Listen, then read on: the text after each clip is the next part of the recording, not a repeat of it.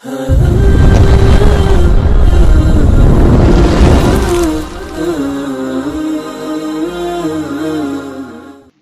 मसनूना के बाद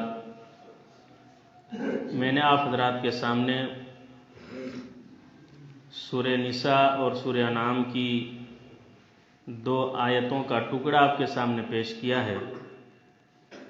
मैं चाहता हूँ कि इन्हीं दोनों आयतों की रोशनी में आपके सामने कुछ बातें रखी जाए।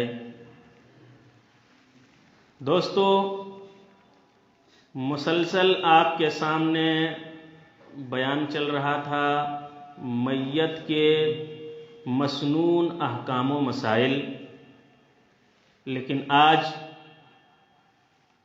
एक हसास और सुलगता हुआ मौजू के साथ मैं आपके दरमियान हाजिर हुआ हूँ, और वो मौजू है खुदकुशी के असबाब और उसका इलाज, आत्महत्या का असबाब और उसका क्या इलाज है। बहुत सारे असबाब हैं। बहरहाल दोस्तों, अभी 1 हफ्ते से आप लोगों ने एक वीडियो देखा होगा जो बहुत ही अफसोसनाक और अलमनाक हादसा पेश आया। बहरहाल खुदकुशी, आत्महत्या, सुसाइड, ये मजहब इस्लाम के अंदर अल्लाह रब्बुल आलमीन ने इसे हराम करार दिया है, और ये गुनाहे कबीरा में इसका नंबर आता है। गुनाहे कबीरा वो बड़े बड़े गुनाह जहां पर बहुत सारे बड़े बड़े गुनाह हैं, उन्हीं बड़े गुनाहों में से एक बड़ा गुनाह, खतरनाक गुनाह आत्महत्या है। आप इस्लामी तारीख का आप मुताला करें कि मजहब इस्लाम आने से पहले पहले इंसानी जानों की कोई कदर कीमत नहीं थी। इंसानी जानों का कोई महत्व नहीं था। कीड़े मकोड़ों से बदतर इंसानियत हो चुकी थी। यहां तक कि रूमियों की यह हालत थी, मुल्क रूम के अंदर, कि बातों बातों में एक दूसरे को कत्ल करना, एक दूसरे को मारना उनका एक पेशा था, और मोहल्ले और समाज में उस पर कोई एतराज जताने वाला भी नहीं था। यहां तक कि रूमियों के अंदर अगर कोई बच्चा पैदा होता तो उस बच्चे को भी मार डालता, और मार डालने में, आत्महत्या कराने में, कत्ल कराने में वो जर्रा बराबर भी झिझक भी महसूस नहीं करता। और उनके यहां यह भी था कि जब भी कोई मेहमान या दोस्त उनके घरों में आता और घूमने के बहाने उनको ले जाता, फिर वहशी जानवरों को उसके पीछे लगा दिया जाता था। यहां तक कि उनकी औरतों को पालतू जानवरों की तरह से ज़बह कर दिया जाता था। अलगर्ज की जंगल ही जंगल राज था। पूरी इंसानियत सिसक रही थी, पूरी इंसानियत बिलक रही थी कि कोई ऐसा कानून बनना चाहिए जो इन तमाम तरह के आत्महत्या और कत्लो गारत गिरी से एक इंसान बाज आ जाए। मेरे इस्लामी भाइयों, अल्लाह रब्बुल आलमीन ने इस्लाम जैसी नेमत से हमें और आपको माला माल किया। इस्लाम जैसी दौलत से जब अल्लाह रब्बुल आलमीन ने हमें नवाजा, तो अल्लाह रब्बुल आलमीन ने इंसान की जान, उसकी माल, उसका खून अल्लाह रब्बुल आलमीन ने हराम करार दिया। अल्लाह रब्बुल आलमीन फरमाता है, वला तक़्तुलू अनफुसकुम, तुम अपने आप को कत्ल ना करो। इन्नल्लाह कान बिकुम रहीमा, बेशक अल्लाह रब्बुल आलमीन तुम्हारे ऊपर रहमो करम करने वाला है। मजहब इस्लाम ने जहां पर एक दूसरे को कत्ल करना कराना ये जुर्म अजीम करार दिया है, वहीं पर अपने आप को मारना और अपने आप की खुदकुशी कर लेना अल्लाह रब्बुल आलमीन ने जुर्म अजीम करार दिया है। मेरे इस्लामी भाइयों, इंसान का जो ये शरीर है, ये डेड बॉडी जो हमारे शरीर में मौजूद हैं, अल्लाह रब्बुल आलमीन ने हमें हाथ जैसी नेमत से नवाजा, दिमाग जैसी नेमत से नवाजा, आंख जैसी नेमत से नवाजा। अलगर्ज जिस्म के जितने भी पार्ट हैं अल्लाह रब्बुल आलमीन की अता करदा अजीम नेमते उज़्मा है, और अल्लाह रब्बुल आलमीन ने ये अजीम नेमत बतौरे अमानत हमें और आपको इस्तेमाल करने के लिए दिया है। अल्लाह रब्बुल आलमीन की नेमतों में हम इंटरफेयर करने का बिल्कुल भी हक हासिल नहीं रखते। कुछ भी आप रद्द बदल नहीं कर सकते। ये हाथ पांव, ये जिस्म, ये नाक कान, सोचने समझने की सलाहियतें महज अल्लाह रब्बुल आलमीन ने अमानत के तौर पर इस्तेमाल करने के लिए दिया है। एक दिन ऐसा आएगा कि अल्लाह रब्बुल आलमीन की अता करदा सारी नेमतें अल्लाह रब्बुल आलमीन वापिस ले लेगा। तो आत्महत्या करना, खुदकुशी करना इस्लाम के अंदर कोई भी गुंजाइश नहीं है। सख्त वईद सुनाई है और जहन्नम की धमकी भी अल्लाह रब्बुल आलमीन ने सुनाई है। यहां तक कि इंसान अपनी एक उंगली भी नहीं काट सकता, एक उंगली भी नहीं काट सकता। मुस्लिम शरीफ की हदीस है, जब हिजरत का नंबर आया, नबी आकरम सल्लल्लाहु अलैहि वसल्लम और सहाबा इकराम अपने आबाई वतन छोड़ करके, मक्का मुकर्रमा छोड़ करके जब मदीना मुनव्वरा की तरफ जब हिजरत करने लगे, तो उन्हीं मुहाजिरों में से हजरते तुफैल बिन अमर दोसी रजी अल्लाह ताला अन्हु अपने कबीले के एक आदमी के साथ हिजरत करने के लिए मदीना मुनव्वरा रवाना हो जाते हैं। हजरते तुफैल बिन अमर दोसी रजी अल्लाह ताला अन्हु के कौम में से एक आदमी हजरत तुफैल के साथ हिजरत करने के लिए नबी अकरम सल्लल्लाहु अलैहि वसल्लम के शहर पहुंचने के लिए हिजरत कर जाते हैं। मदीना पहुंचने के बाद मदीना की आबो हवा उस आदमी को रास नहीं आई और वह आदमी बीमार पड़ गया। बीमार पड़ जाने के बाद बीमारी की जो तकलीफ महसूस होती है, उस बंदे ने तकलीफ महसूस शुरू करना, तकलीफ झेलना शुरू कर दिया। लेकिन उन तकलीफों की वजह से वो ताब नहीं ला सका और उन्होंने चाकू उठाया और चाकू से अपनी उंगली उन्होंने काट डाली। जो आदमी तुफैल बिन अमर दोसी के साथ हिजरत करने के लिए मदीना गया था, बीमार पड़ा। बीमार की जो तकलीफें होती हैं, जो परेशानियां होती हैं, वो काबू में ना ला सका और चाकू उठाया और उन्होंने उंगली काट डाली। फिर क्या हुआ, उंगली काटने की वजह से बहुत ज्यादा खून बहने लगा और उसका इंतकाल हो गया। हजरत तुफैल बिन अमर दोसी रजी अल्लाह ताला अन्हु अपने साथी को ख्वाब देखते हैं। अपने साथी को ख्वाब में देखते हैं कि वो जन्नत के अंदर अच्छी पोजीशन में है, लेकिन जिस हाथ की अंगुली उन्होंने काटी थी उन्होंने किसी कपड़े से उसको ढक करके रखा है। हजरत तुफैल बिन अमर दोसी कहते हैं, मैंने ख्वाब के अंदर मैंने अपने दोस्त से पूछा जिन्होंने अपनी उंगली काट डाली, ए मेरे भाई, ए मेरे दोस्त, बताओ तुम्हारे रब ने तुम्हारे साथ क्या सलूक किया है। कहा कि देखो मेरे भाई, मैंने नबी अकरम सल्लल्लाहु अलैहि वसल्लम के साथ हिजरत करने की वजह से अल्लाह रब्बुल आलमीन ने मुझे माफ कर दिया। फिर तुफैल बिन अमर दोसी ने कहा, बताओ तुमने एक हाथ क्यों छुपा रखा है।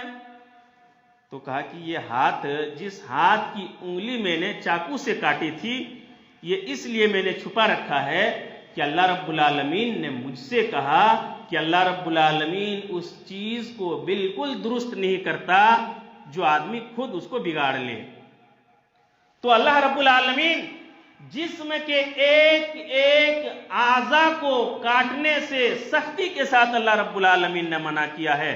तो भला बताओ, एक इंसान आत्महत्या कर ले, खुदकुशी कर ले, ये इस्लाम कैसे इजाजत दे सकता है? और अल्लाह रब्बुल आलमीन ने सख्त वईद सुनाई है इसकी हुर्मत पर। मैं एक हदीस आपके सामने सुनन अबू दाऊद की एक हदीस पेश करना चाहता हूं कि खुदकुशी कितना बड़ा जुर्म है। हजरत अमर बिन आस रजी अल्लाह ताला अन्हु बड़े जलीलुल कद्र साहबी हैं। एक जंग पेश आई, एक गजवा पेश आया, जिस गजवे को सीरत निगारों ने जातुस सलासील के नाम से दर्ज किया है।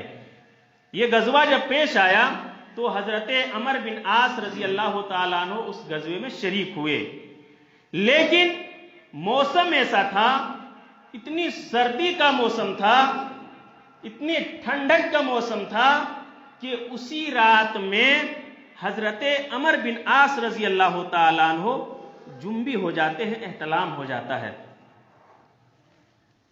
हजरत अमर बिन आस रजी अल्लाह ताला अन्हु इधर फजर की नमाज भी पढ़नी है, इधर गुस्ल भी जरूरी है, लेकिन इतनी ज्यादा सर्दी है कि अगर सर्दी की वजह से अगर गुस्ल कर लिया जाए, नमाज की वजह से अगर गुस्ल कर लिया जाए, तो मुझे अंदेशा है कि मेरी जान कहीं हलाकत में ना पड़ जाए, कहीं मैं खत्म ना हो जाऊं, मर ना जाऊं। तो मैंने गुस्ल करने के बजाय मैंने तयम्मुम किया, और तयम्मुम करने के साथ साथ मैंने फजर की नमाज पढ़ी। फजर की नमाज पढ़ने के बाद मैंने ये खबर नबी आकरम सल्लल्लाहु अलैहि वसल्लम को दी कि या रसूल अल्लाह, मुझे नहाना जरूरी हो गया था, लेकिन सर्दी की वजह से मैं नहीं नहा सका, और इतनी ज्यादा सर्दी थी कि अगर मैं नहाता तो अपनी जान पर खतरा महसूस कर रहा था, तो मैंने तयम्मुम किया और नमाज मैंने पढ़ ली। तो नबी आकरम सल्लल्लाहु अलैहि वसल्लम ने फरमाया, तुम जुम्बी की हालत में नमाज पढ़ ली? तो कहा कि ए अल्लाह के रसूल सल्लल्लाहु अलैहि वसल्लम, ये आयत करीमा मेरे जहन में आ गई। कौन सी आयत करीमा? वला तक़्तुलू अनफुसकुम इन्नल्लाह काना बिकुम रहीमा। ए लोगो, तुम अपनी जानों को हलाकत में ना डालो। ए लोगो, तुम अपनी जानों को जो अल्लाह रब्बुल आलमीन ने अमानत के तौर पर तुम्हें दिया है, अपनी जानों को तुम हलाकत में ना डालो, अपनी जानों को कत्ल ना करो।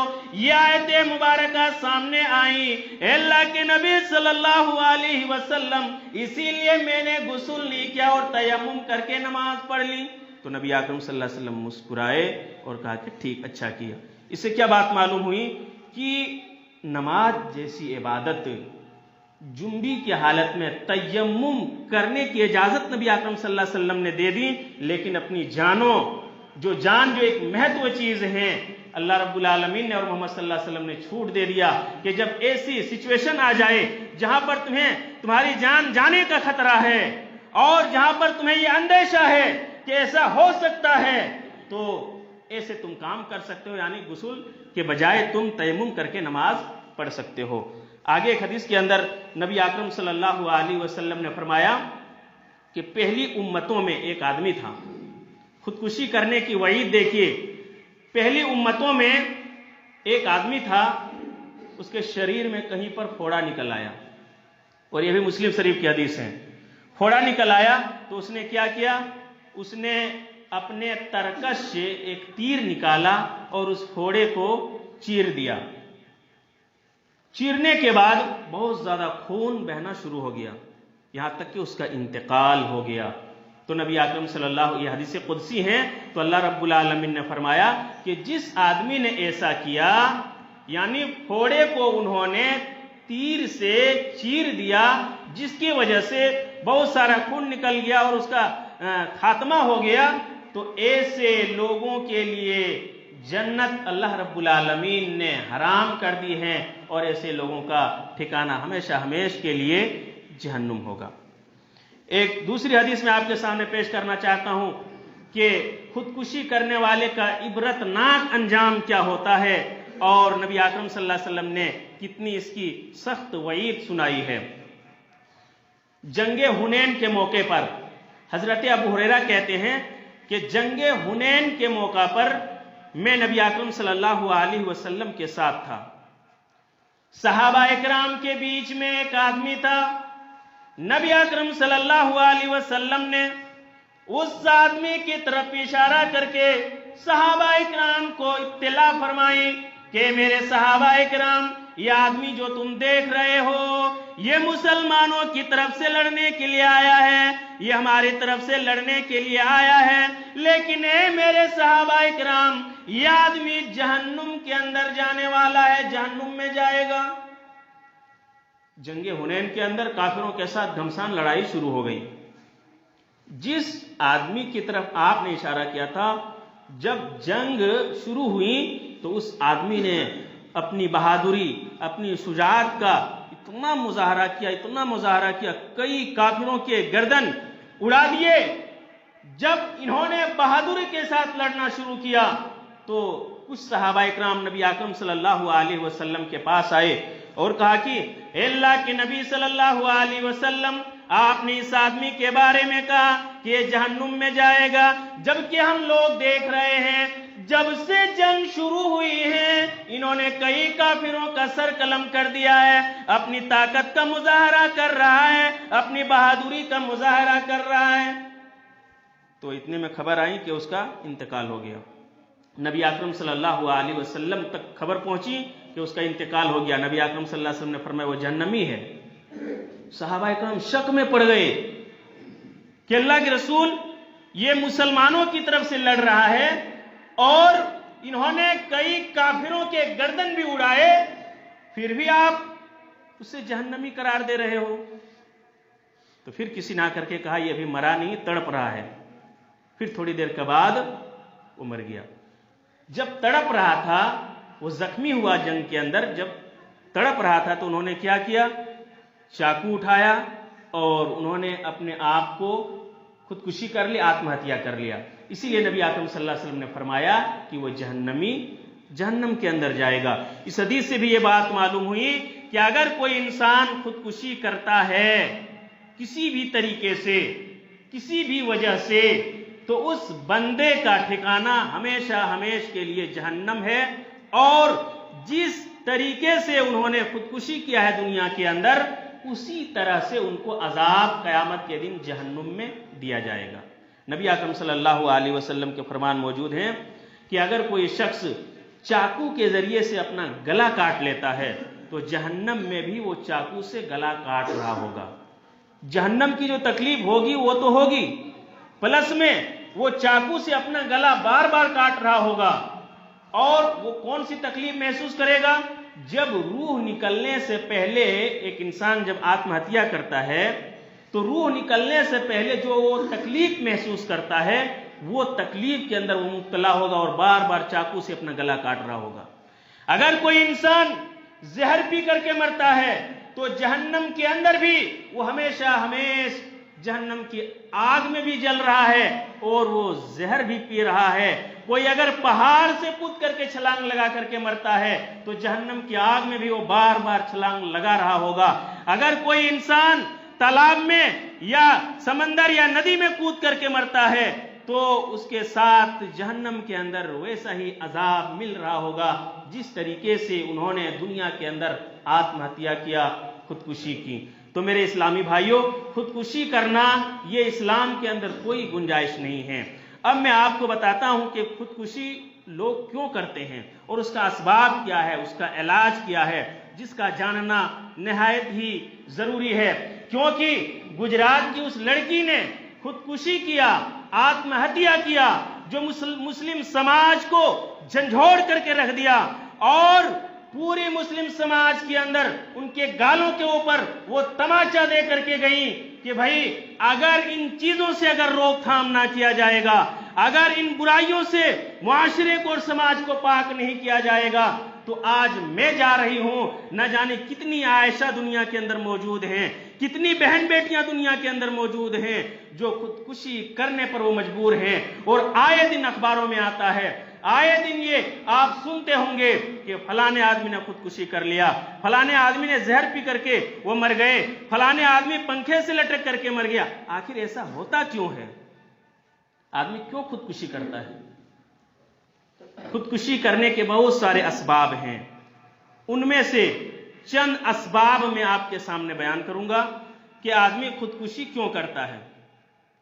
नंबर 1, आदमी खुदकुशी इसलिए करता है कि मुझे कोई मालो दौलत का मैं तालिब हूं, मैं कुछ पाना चाहता हूं, अब मैं जो दौलत पाना चाहता हूं उसमें मैं नाकाम हो गया, तो अब लास्ट चांस ये है कि मैं खुदकुशी कर लूं, क्योंकि वो जो चीज मिलने वाली थी वो बहुत खास थी, बहुत अहम थी, अब वो मिली नहीं, तो अब आदमी यहां परेशान हो जाता है और आत्महत्या कर लेता है। कोई इंसान गुर्बत की वजह से, कोई इंसान परेशानी की वजह से इंसान खुदकुशी कर लेता है, कोई इंसान मतलूबा चीज को ना हासिल होने की वजह से वह इंसान खुदकुशी कर लेता है। तो मेरे इस्लामी भाइयों, आप बताएं, दुनिया के अंदर अल्लाह रब्बुल आलमीन ने क्या फरमाया? वलनब्लुवन्नकुम बिशैइन मिनल खौफि वल जूइ व नक्सिम मिनल अमवालि वल अनफुसि वस्समरात। ए दुनिया में बसने वाले लोगों, दुनिया में तुम्हें भूखमरी दे करके भी हम आजमाएंगे, माल और दौलत दे करके भी आजमाएंगे, तरह तरह की परेशानियों में मुब्तला करके हम आजमाएंगे, लेकिन इन तमाम तरह के परेशानियों में अपने आप को सब्र के दामन को थामे रखना है और तमाम परेशानियों से मुकाबला करना है, दुनिया से लड़ना है और तमाम तरह से परेशानियों से बचने के लिए कोशिश करना है। खुदकुशी करना मसाइल का हल नहीं होता है, बल्कि उस लड़की ने, गुजरात अहमदाबाद की जिस लड़की ने खुदकुशी किया, उन्होंने कौम और समाज के ऊपर एक धब्बे की शक्ल में और मुसलमानों को इतना जलील किया। जिस कौम के अंदर, जिस समाज के अंदर इस्लाम जैसी तालीमात मौजूद हों, उस कौम के अंदर लोग कैसे खुदकुशी कर सकता है? उस कौम और समाज के अंदर लोग आत्महत्या कैसे कर सकता है? लेकिन हम और आप जैसे दुनिया के अंदर दरिंदे लोग मौजूद होते हैं जो हम एक दूसरे को खुदकुशी करने और कराने पर उभारते हैं, तब जाकर के कोई इंसान अपनी जान गंवाता है। कोई जान गंवाना ये कोई खेल और तमाशा नहीं है। गुजरात की उस लड़की ने क्यों खुदकुशी किया? बहुत सारे असबाब उसके हो सकते हैं। उनमें से एक सबब मैं आपके सामने बयान करूंगा कि हमारे और आपके जैसे लालची लोग जो लड़कियों के दहेज के लिए हम मरते हैं, अपने लड़के की शादियों में एक डिमांड और एक लंबी चौड़ी फहरिस्त हम बना करके रखते हैं और अपने लड़कों की शादी उसी घराने में हम कराते हैं जहां से हमें यह उम्मीद होती है कि वहां से ज्यादा माल मिलने वाला है, वहां से ज्यादा सब कुछ मिलने वाला है। तो हम जैसे लालची लोग खुदकुशी को बढ़ावा दे रहे हैं और हम लोग सब जिम्मेदार हैं। उस लड़की को इतना परेशान किया, इतना परेशान किया कि जहेज लेकर के आओ, ये मालो दौलत लेकर के आओ। बेचारा गरीब बाप जो दर्जी वगैरह का काम करता है, बार बार उससे फरमाइश की जा रही थी, इतने पैसे लेकर के आओ। उन्होंने मुतालबा पूरा भी किया, लेकिन जब पानी सर से ऊपर बहने लगा, एक गरीब आदमी उनकी फरमाइश कहां तक वो बर्दाश्त कर सकता है। लड़की ने सोचा कि मैं अपने बाप को कितना मजबूर करूं। लास्ट में उन्होंने साबरमती नदी के पास छलांग लगा करके खुदकुशी कर लिया। बहुत सारे उसके असबाब हो सकते हैं, एक ही सबब नहीं है ये, बहुत सारे उसके असबाब हैं। लेकिन मुझे यहां बताना यह है कि बहुत सारे असबाब में से एक सबब जहेज का लेन देन की वजह से आज मुस्लिम लड़कियां खुदकुशी करने पर मजबूर हैं। ना जाने कितनी लड़कियों ने खुदकुशी कर लिया, कितनी लड़कियों ने अपने आप का गला घोट करके मार लिया, कितनी लड़कियां पंखे से लटक करके मर गईं। क्यों? इसलिए कि टाइम से उनकी शादी नहीं हो पाती है, टाइम से उनके माँ बाप उनके पास जहेज में देने के लिए इतने साजो सामान नहीं होते हैं कि टाइम से मैं अपनी लड़की का निकाह करा सकूं। तो लास्ट स्टेज ये होता है कि लड़कियां खुदकुशी करने पर मजबूर हो जाया करती हैं। मेरे इस्लामी भाइयों, एक दर्दनाक वाकया मैं आपको सुनाता हूं। आपने सुना होगा, मीर तकी मीर हिंदुस्तान के एक बहुत बड़े शायर गुजरे हैं। मीर तकी मीर हिंदुस्तान के लखनऊ का ये रहने वाला था, बहुत बड़ा शायर था, लेकिन गरीबी थी इसके अंदर। ऐसा हुआ कि मीर तकी मीर की एक ही लड़की थी, एक ही लड़की। अपनी लड़की से बहुत ज्यादा, कौन माँ बाप अपने बच्चों से मोहब्बत नहीं करता है, और खास करके अगर किसी के एक लड़की हो एक लड़का हो तो बदरजाए औला वो ज्यादा मोहब्बत वो करता है।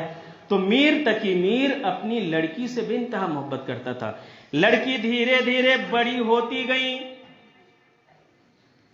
मीर तकी मीर ने अपनी लड़की की परवरिश की, तालीम दिया, सब कुछ किया, लेकिन लड़की जब शादी करने के लायक हुई, बाप ने भी सोचा, मीर तकी मीर ने भी सोचा कि चलो मेरी लड़की बालिगा हो चुकी है, शादी कराने के लायक हो चुकी हैं, शादी करा दी जाए।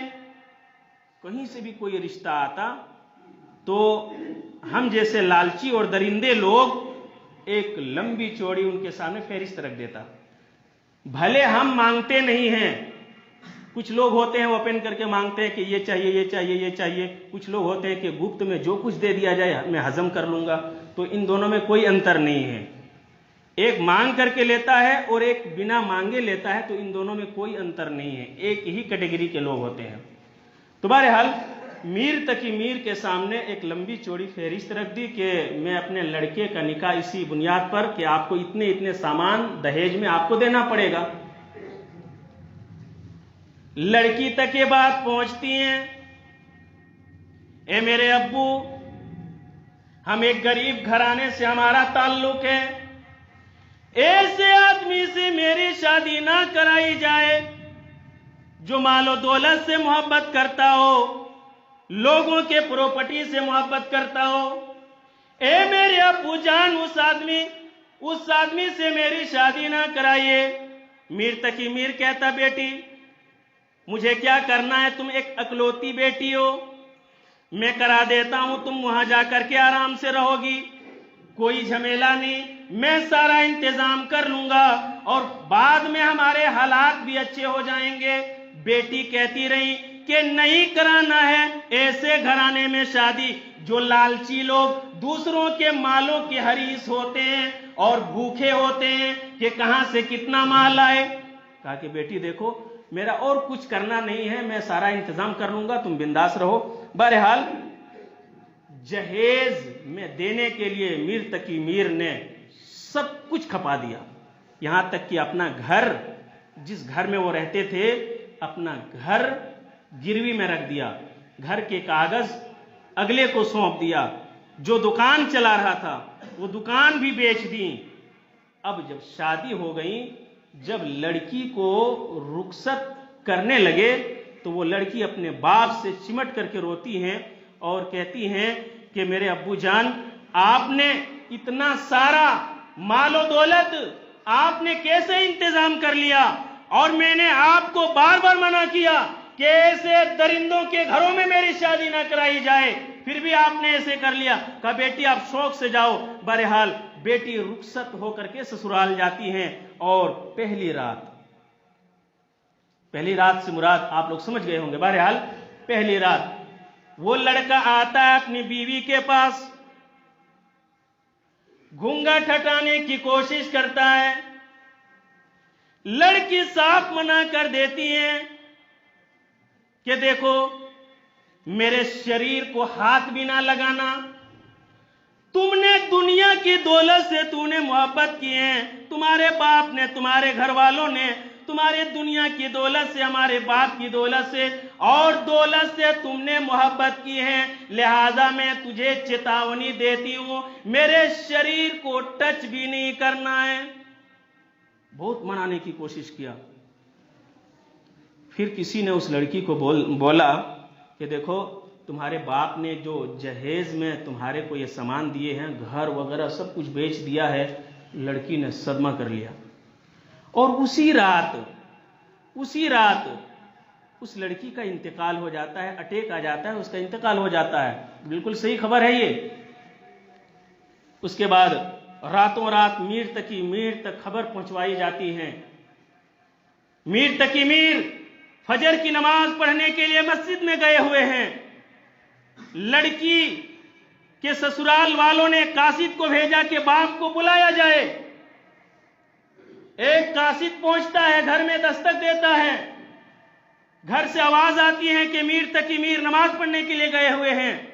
बहरहाल मस्जिद से वो आया और कहा कि देखो साहब, आपकी साहबजादी का इंतकाल हो गया है, लिहाजा आप आनन फानन अपने लड़की के ससुराल वालों के यहाँ आप चलिए, और वहां से बुलावा आया है। उसके बाद मीर तकी मीर पहुंचते हैं। सारे लोग बैठे हुए हैं। लड़की का जनाजा कफन को देख करके ज़ारों के तार रोना शुरू कर देते हैं और मीर तकी मीर कहते हैं, ए दुनिया के लोगों, मैंने अपनी बेटी का निकाह कराने के लिए मैंने अपना सब कुछ गंवा दिया। ऐसे लालची लोगों ने मुझसे जिन जिन चीजों का मुतालबा किया, मैंने तमाम चीजों का मुतालबा पूरा किया। ए लालची लोगों, जहेज में तूने कफन भी मांग लिया होता। ए लालची लोगों, अगर तुमने कफन भी मांग लिया होता तो मैं कफन भी तुझे जरूर देता। लिहाजा मेरी बच्ची को जिस कफन में ढांका गया है, मैं अपनी बेटी को इस कफन में ढांकने के लिए तैयार नहीं हूं। लोगों से कहलवा करके कफन हटाया गया और दूसरी चादर लाई गई और दूसरी चादर लाने के बाद उस कफन में उसको ढाका गया। इससे क्या बताना चाहता हूं कि जहेज की वजह से ये एक ऐसा नहीं, हजारों करोड़ों, एक सेकंड में भारत के अंदर 1 सेकंड में 40 लोग आत्महत्या करते हैं। रिपोर्टर के मुताबिक 1 सेकंड में भारत के अंदर 40 लोग आत्महत्या करते हैं।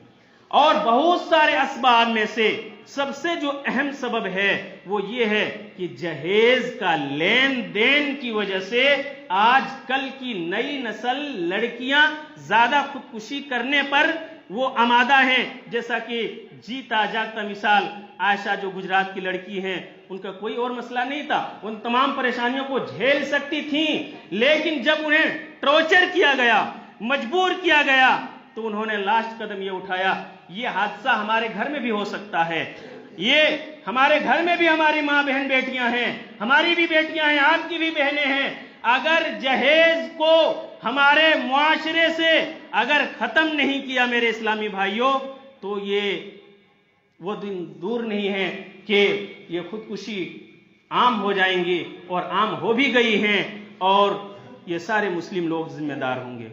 जहेज क्यों देते हैं? जहेज इसलिए देते हैं, जहेज का देना एक हिंदुआना रस्म है। हिंदुआना रस्म है। हिंदुआना रस्म इसलिए है कि हिंदू धर्म में, गैर मुस्लिम के धर्म में, उनके यहां सिर्फ लड़कों का हिस्सा बनता है। बाप की प्रॉपर्टी में सिर्फ लड़कों का हिस्सा बनता है, लड़कियों का हिस्सा नहीं बनता है। तो हिंदू धर्म में, गैर मुस्लिम धर्म में जहेज इसलिए देते हैं ताकि उनकी भरपाई हो सके।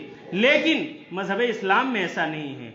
मजहब इस्लाम के अंदर अल्लाह रब्बुल आलमीन ने तमाम मसाइल से ज्यादा खोल करके जिस मसले को सबसे ज्यादा अल्लाह रब्बुल आलमीन ने क्लियर किया है वो वरासत का मसला है।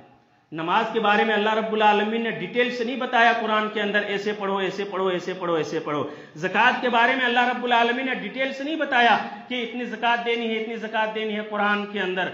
लेकिन जब वरासत का मसला आया, मिरास का जब मसला आया, तो अल्लाह रब्बुल आलमीन ने सूरह निसा के अंदर खोल करके बयान कर दिया और अल्लाह रब्बुल आलमीन ने उम्मत मुसलमा के ऊपर फर्ज किया कि एक लड़की है तो एक लड़की को बाप के प्रॉपर्टी में कितने जायदाद मिलना चाहिए।